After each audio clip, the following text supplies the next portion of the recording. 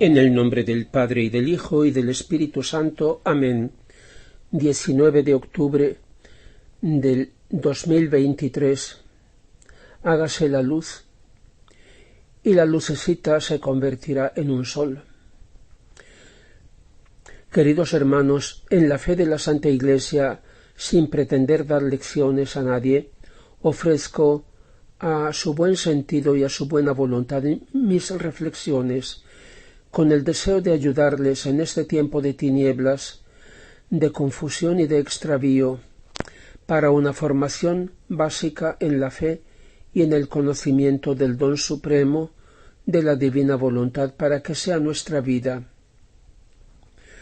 Otros luchan denunciando los errores y falsedades, el humo del demonio que ha entrado en la Iglesia a través de ventanas que debían estar abiertas solo a la luz, como dijo ya en 1970 el Papa Pablo VI. Yo combato en mi pequeña posibilidad, anunciando y mostrando la verdad como me concede el Señor, en lo que ha llenado mi corazón y mi vida en mis 53 años y medio de sacerdocio. Me mueve el deseo de mostrar la lógica y la belleza de la fe. Me mueve el celo por ver reconocida y honrada la palabra de Dios y el tesoro único que el Señor nos ha hecho descubrir gracias a los escritos maravillosos de la pequeña hija de la divina voluntad, Luisa Picarreta, actualmente sierva de Dios. Me mueve el santo temor de que a mí también pudiera reprocharme cuando dice en el profeta Ezequiel: vosotros no os habéis puesto en las brechas y no habéis levantado ningún baluarte en defensa de los israelitas para que pudieran resistir en el combate en el día del Señor.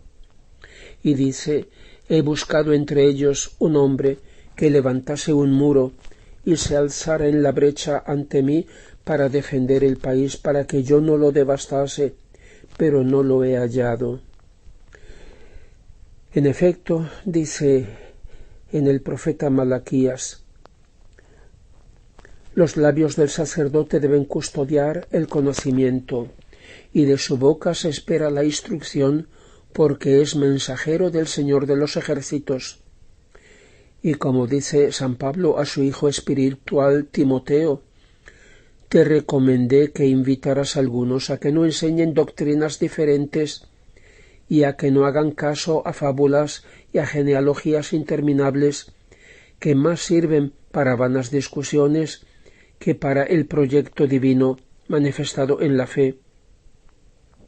El fin de llamar así la atención es la caridad que brota de un corazón puro, de una buena conciencia y de una fe sincera. Precisamente desviándose de ella, algunos se han dedicado a charlatanerías, pretendiendo ser doctores de la ley mientras no entienden ni lo que dicen ni alguna de esas cosas que dan por seguras. Y dice: llegará un día en que no se soportará más la sana doctrina, sino que, por manía de oír cosas interesantes, los hombres se rodearán de maestros conforme a sus pasiones, rehusando escuchar la verdad para volverse a las patrañas. Todo esto, queridos hermanos, está pasando en nuestra pobre y santa Iglesia como nunca antes había ocurrido.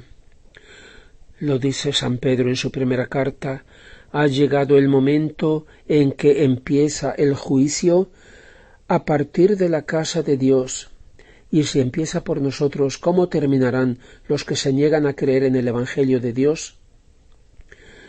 Ha llegado el momento de tener clara la diferencia entre autoridad y magisterio, porque quien tiene una autoridad no significa que enseñe siempre la verdad. Toda autoridad que tienen los hombres viene de Dios.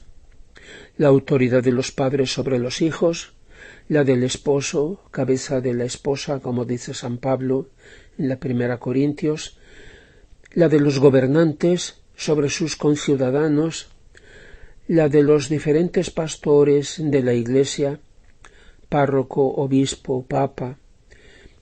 Claro, la autoridad no viene de abajo, del pueblo. El pueblo, el cuerpo social, puede delegar a alguien que lo represente, pero la autoridad que representa la de Dios viene de Dios. Dijo Jesús a Pilato: «Tú no tendrías ningún poder o autoridad sobre mí si no se te hubiera dado de lo alto». Y el apóstol Santiago dice: «Todo buen regalo y todo don perfecto viene de lo alto y desciende del Padre de la luz». Pero ¿cuál es su objetivo? ¿Cuál es la finalidad de la autoridad delegada por Dios? La de ayudar a los subordinados a que cumplan la voluntad de Dios. Por eso nunca podrá contradecir la verdad. No tenemos ningún poder o autoridad contra la verdad, sino en favor de la verdad, dice San Pablo al final de la segunda carta a los Corintios. No tenemos ningún poder o autoridad contra la verdad, sino en favor de la verdad. Por tanto, no debemos confundir estas dos cosas, autoridad y magisterio, las cuales, sin embargo, deben caminar unidas. Pero debe servirse de la autoridad, servirse de la voluntad de Dios, en nombre tal vez de la obediencia, para querer imponer la voluntad del hombre cuando se separa de la voluntad de Dios o cuando contradice la verdad que viene de Dios. Eso es diabólico.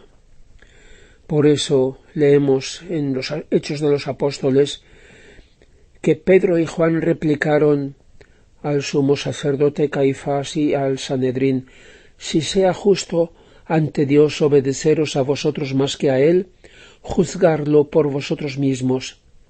Nosotros no podemos callar lo que hemos visto y oído».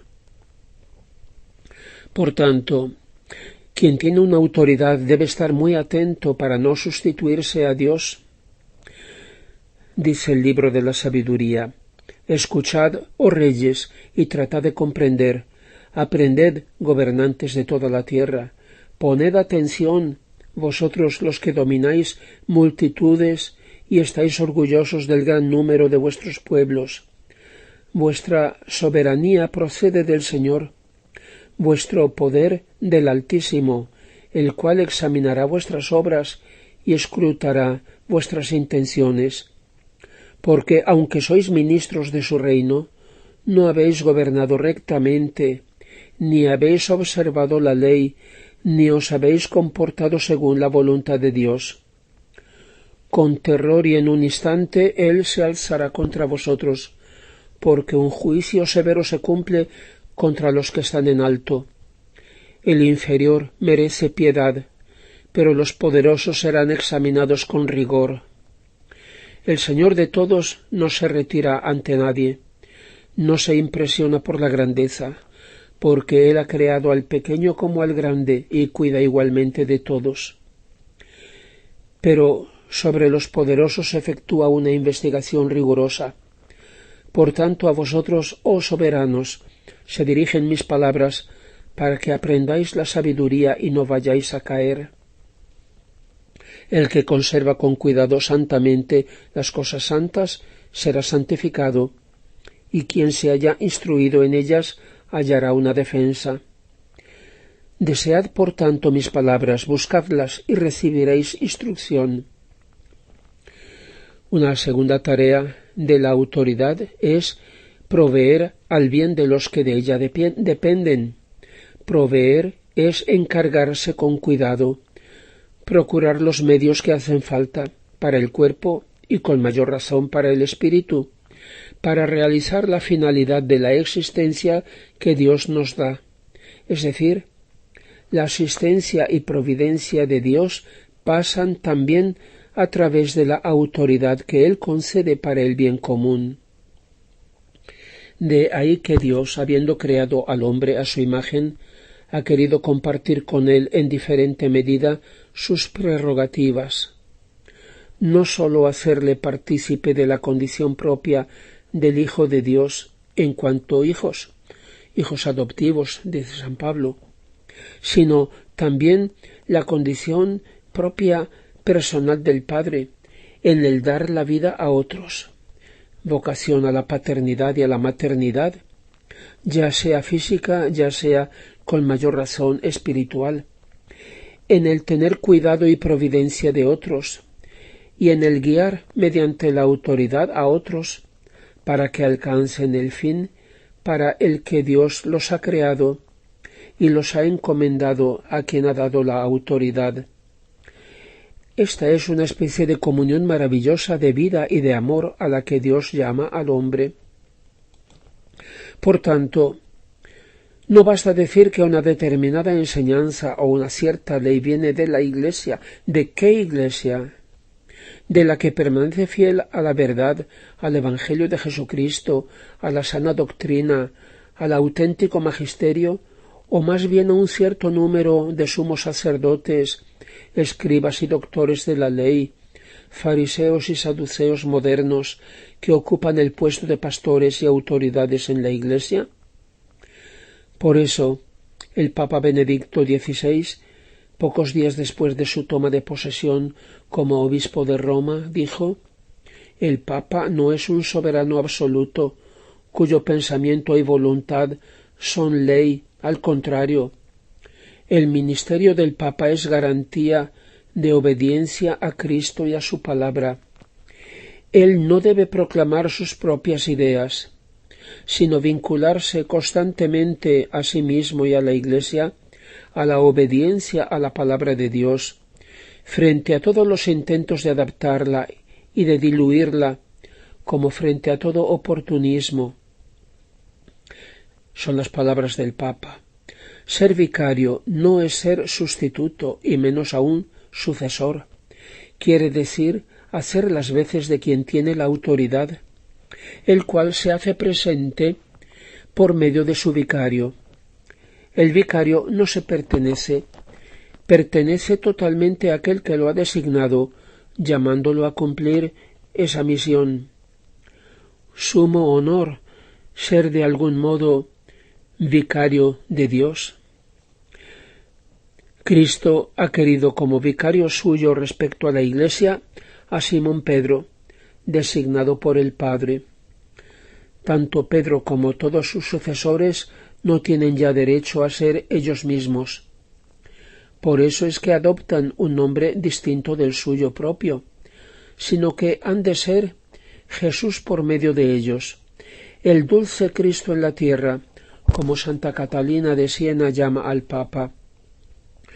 Por tanto, Pedro hace presente a Cristo ante la Iglesia, e igualmente representa a la Iglesia, la esposa, ante Cristo. Por eso a Pedro, es decir, a la Iglesia, Jesús le pregunta: ¿me amas?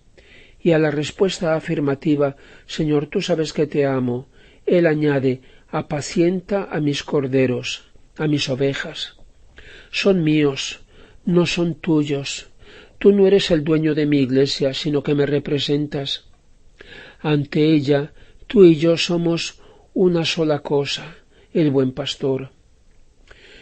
El plural majestático que antes empleaban los papas, no era por ser majestático, majestuoso, sino porque son dos en uno.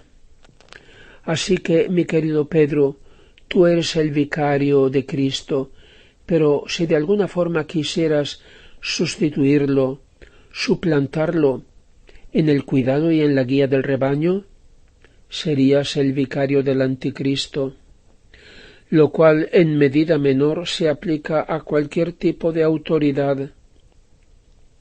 Un segundo vicario ha querido Jesús, el apóstol Juan, su vicario respecto a su Madre Santísima, y como Juan, lo mismo nosotros, representados por él.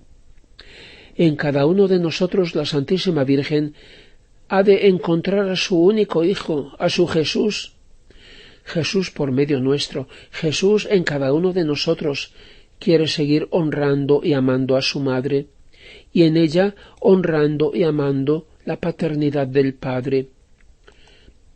También el Padre Divino ha querido tener su vicario personal, digamos, respecto a Jesús y María, y es el querido San José. Y como ha hecho las veces de padre ante sus dos tesoros, así desde el cielo continúa ocupándose del cuidado de la Santa Iglesia, de la Sagrada Familia Mística de Cristo. Además, todos somos llamados a ser, en diferentes modos, vicarios de Cristo ante nuestros hermanos. Él lo dice: el que acoge a aquel que yo envíe, me acoge a mí; el que me acoge a mí, acoge a aquel que me ha mandado. Y dice: aquel día sabréis que yo soy en el Padre, y vosotros en mí, y yo en vosotros.